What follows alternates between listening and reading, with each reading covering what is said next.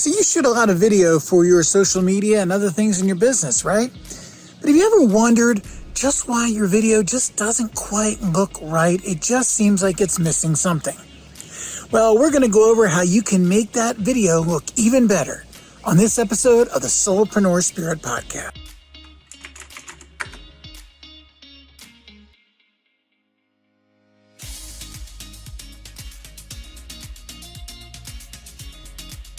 All right, so let's talk about enhancing your video and making it look great. First, I got to start off by saying I am not actually a video engineer. I did not go to school for this. I don't know all the science behind it. These are just tips and tricks that I have picked up from reading stuff online, from trial and error, from just making my stuff look good. And that's what I'm going to share with you. So take it with a grain of salt. I know someone might jump on here and go, that's the stupidest thing. You shouldn't do that. Fine. Educate me. I'd like to know. But for right now, this is the stuff that I'm doing that really makes my videos look good. Now, I am using Adobe Premiere, and I have that as part of the Adobe Creative Suite. I am a big believer in the Adobe Creative Suite for small businesses. It is perfect because you get not only Adobe Premiere for doing your audio editing, you get Adobe After Effects for adding in some special cool effects. You get Adobe Audition, so you can do all your audio work. You get Adobe Photoshop, you get InDesign, you get PDF, Acrobat, whatever. It's all in this creative suite. And as of the time of this recording, that's cost about $55 a month. I know that may sound like a lot, but just try to keep up with buying all these different subscriptions and everything works together. Now, I know some of you are not Adobe fans. I get it. There are plenty of other products out there, but I'll be using Adobe, and then you can take it from there and find out what you've got in the video software that you're using that might do a similar effect. All right, so here we go. Getting ready to dive in. I'm going to take this video clip, which is actually the one you're going to see at the beginning of this podcast episode, and show you how I cleaned it up. Let's go. So here we are inside Adobe Premiere. Now I'm taking a clip again that you saw at the beginning of this episode, but this is the raw clip that I recorded, and I'm going to show you what I did to really make it pop. Now the first thing you do is I drag it to a timeline. So if you don't already have the clip there, go and drag it to your timeline. And now you can see I've got it here, and I can scan through it and play it. Well, the first thing that we are going to do is actually trim it. So I want to start the clip right where I started it, just a little bit into where I started it. And I'm going to take this right here and drag the end of it to that point, okay? Then you can slide this back. So now it's going to start right where I wanted it. So you shoot a lot of video for your social media and other things in your business, right?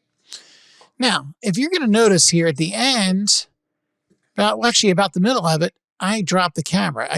It's on purpose. I was doing an opening and the closing all in the same recording. So I wait till I finish here. Podcast.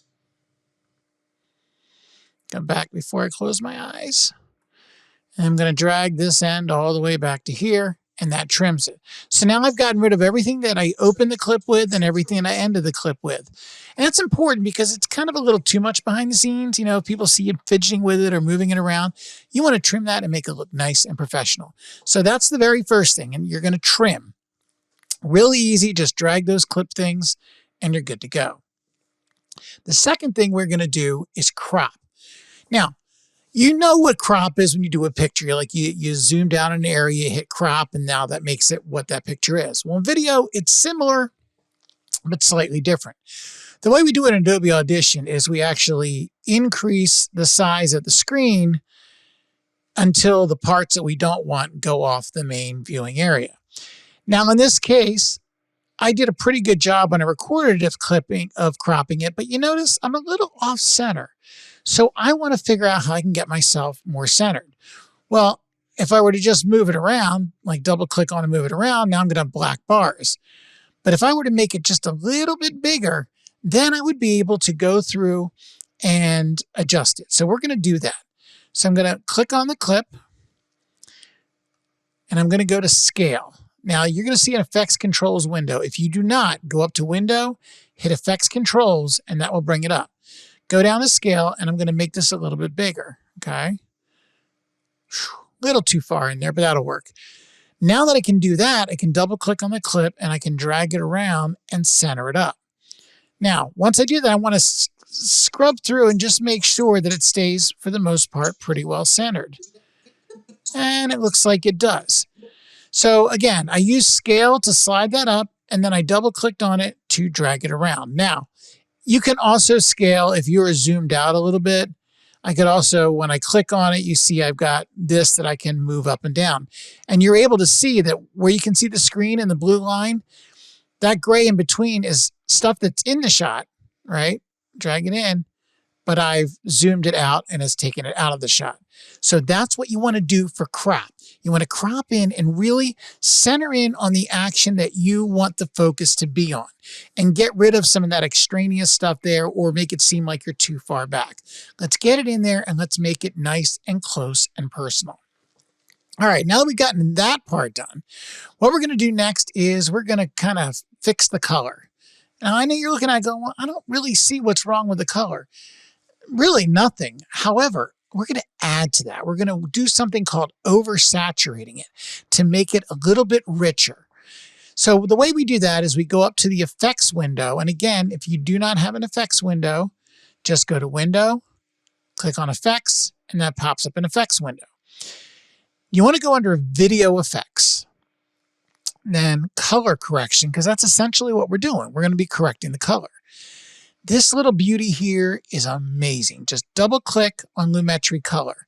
Now, if you go down to your Effects Controls window, you see that Lumetri Color is now in there, and it's got all these amazing options. And there's all kinds of cool effects you can do, like vignettes and color wheels, and that's just way above anything that I'm going to be doing. But the thing that I want you to find out here is if you open up Basic Correction, you slide down, you see saturation. See this right here? Let's open that up. Saturation is how rich the colors are. So it goes between 0 and 200. At 100, which is essentially 100%, you're at what you shot it at. If we were to take it all the way down, you can go completely black and white. If I take it all the way to 200, you see it's like really out of control. But what we want to do is set it to a point where it's adequate. Now, the 200, I've used 200 before, clearly not for faces. But if you look at the trees popping in the background, I've used this for the SoloPro Chill Nature videos. There's several of them that I've saturated all the way to 200% to really bring out that vibrant color. But again, for faces, I don't ever recommend over 150. And for a lot of people, 150 is too much as well. Like if I go to 150 right now, my face looks a little bit red. Like I've been hanging out in the sun too long. So we're going to back that up to 135. Now you're like, okay, is there really a difference? Well, if we go up here to this FX button in Lumetri Color, I can turn it off and turn it on. Notice here, the trees are okay. My face is a little pale. When I turn it on, now the trees are really popping and my face is popping. That little bit of edge really will make you stand out over people that are just doing it off their phone and posting it, because it's just that little bit of extra that catches your eye. First found out about oversaturation. If you remember the TV show Hawaii Five-0, the newer one, not the older one, though I love the older one, don't get me wrong. But I always used to be amazed that whenever they showed shots of Hawaii, it really popped. Popped almost to the point that you couldn't believe it. They were just a hair under that. You're like, wow, that is so amazing. But yet something told me that wasn't actually how it would normally look. And so when I researched it, I found out what they do and what a lot of dramas and TV shows do is oversaturate. So give that extra color to really make it pop. All right, so we have cropped it. Oh, sorry, we've trimmed it, trimmed the ends of the clips. We've cropped it down, zoomed in, and got it focused on the situation and the area that we want. And now we've added Lumetri Color in the form of saturation to make it pop. While we're under Lumetri, there's two other things you might use. I don't always use them, but you might use them. Actually, technically three. So here's the color temperature. Now, as I shift it, you see it can kind of make it feel like bluer or warmer. I don't generally use that for videos with people in it unless there's a reason. Like if I shot it really early in the morning or really late in the afternoon, it kind of has a reddish tint. You can use that to dial it back a little bit. You can also use the tint down here where it's actually applying additional colors to it to adjust it as well. So if I wanted it to feel like it was redder, make the redder, I could do that. Again, I very rarely use the tint, hardly ever. Color temperature, I'll use once in a blue moon to correct issues that are going on. Hit 0 to get me back to where I was. But just know that you have that ability. If something just seems too reddish or too bluish, you can use that. The other one you might use is the exposure. This is how bright or dark it is. Sometimes you shoot and it's just way too bright out and you want to kind of trim that back just a hair. Or maybe it was a little too dark and you want to boost that up a bit. I don't recommend you play with that a lot, just only in cases where you really need to do it. Usually your exposure is pretty good and you're good to go. So generally the only thing you're really going to be doing in here is just messing with the saturation to give it a little bit of boost. Now the final thing that I want to tell you to do to enhance your video quality has nothing to do with video at all. Your video looks so much better when your audio sounds so much better. Now, I'm not going to really get into this right now because I have a whole nother episode that I do on audio enhancing. Now, that episode on audio enhancing talks about using Adobe Audition to enhance your audio. But as I mentioned before, if you have the Adobe Creative Suite, they work together. So a lot of what you can do on Audition, you can actually do here in Premiere. And I've done that. So I will give you one example. I want you to go watch that video to understand why and what you need to do. But if you wanted to add some of the effects that you have in Audition here in Premiere, you can just go up again to this effects window and do audio effects. And let's say, for example, one of the things I'll tell you to use is a parametric equalizer. So I go up there and I double click on parametric equalizer. Oops. And I scroll down to the effects window here and it puts it down toward the bottom. The audio runs down the bottom. I can click on custom setup, edit, and now I've got the same editor that I got pretty much that I have in Audition. It's almost identical. And so you're able to use those same effects right here in Premiere.